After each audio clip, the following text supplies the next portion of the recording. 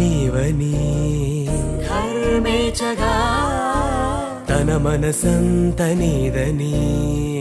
అర్థేచగా తన వలపంత నీకని కామేచగా అవధులు లేని ప్రేమకై మోక్షేచగా మూడు ముళ్ళతో 7 అడుగుల అగ్ని సాక్షిగా ఇద్దరు ఒకటిగా మారగా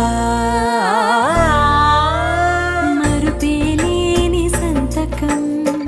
పెళ్లి పుస్తకం మరు జన్మకి తొలి